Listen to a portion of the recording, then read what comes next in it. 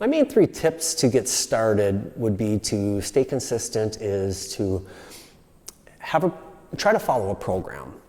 Snap Fitness offers an app available, and then you can customize it to your fitness goals, whether you want to work out twice a week, 3 times a week, 4 times a week, whether you want to do strength training, cardio training, you want to gain muscle, lose fat. There's a program for you available on the app. Another thing is to have an accountability partner, which is great if you can bring a friend into the gym, or your spouse or your husband, your wife, your children. That's the greatest thing you can have as a partner to work out with. And the third thing is to develop a consistent routine would be ideal. So if you want to just make it part of your routine versus when I choose to work out, say, okay, every Tuesday and Thursday before I go to work, I'm going to go to the gym for even a half an hour. You get that accomplished, you're going to feel better about your day. You already accomplished something. So that's a great thing to do. So I would say if I had a top 3 tips to give to somebody that was just getting going, or maybe has just been struggling with staying consistent, my number 1 reason is you need to know why you're in the gym, why you came in here, why you joined in the first place. And it can't be a surface level reason why. A lot of people, they come in and I'll ask them, like, why'd you come in today? And they're like, well, I just want to get in better shape, or I want to lose 20 pounds.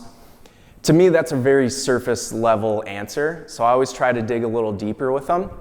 So asking them, okay, well, why do you want to lose 20 pounds? Or why do you want to get in better shape?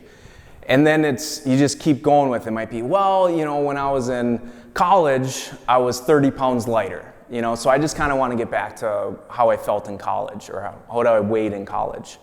Then my next question would be, well, what was different between then and now?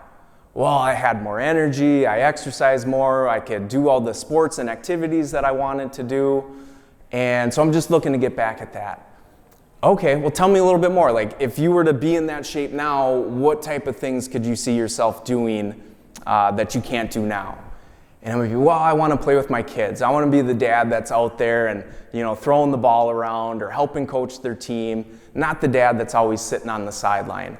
And to me, like, that's kind of the moment where sometimes they don't even realize what their real reason why was. But it wasn't the 30 pounds. It was the way you felt when you didn't have that extra 30 pounds, and the things that you can do, and the person that you can be now. So that'd be my number 1 reason, is figure out your reason why. So then my second tip would be, before you even start, or very early on, you have to think about all the barriers that are going to be there to keep being consistent. So you have time, you have support, you have knowledge, and a few other things. So let's think about time. Everyone's busy. You got jobs, you got families, you got other responsibilities that you have to do, and now you're trying to fit an extra half hour to an hour into your day, and that can be hard sometimes. So thinking about, prioritizing what's most important to you. Like for myself, to me, exercising in the morning is more important than watching an extra hour of TV or YouTube at night. So I knew that I had to fit it in somehow. I wanted to be as least disruptive as I possibly could to my family and everything else. So now I go to bed a little bit earlier, I wake up a little bit earlier, and I get my workout in then. Another big barrier is that support and just other responsibilities kind of in one. But if you do have a family, have that conversation with your husband or wife, your children, or whoever you're kind of responsible for, because you need their support. So your spouse or whoever, they have to be on the same page with you, where if you're going to work out 3 days a week before work, they have to be supportive of that and know how that's going to change both of your lives. And maybe the mornings don't work, so then you switch it to the afternoons or something. But you just have to think about every obstacle that can get in your way. Try to knock that obstacle down before you even get started, and that'll really help create that habit for you. All right, my third tip is just gonna be, don't overthink this. I know there's so much information out there. There's good information, there's bad information, and then there's everything in between. But the biggest thing is just get in here. Even if it's for 15 minutes, 20 minutes, and you walk on the treadmill, if that was more than you did the day before, you're improving. So then the next day, do it again, do it again.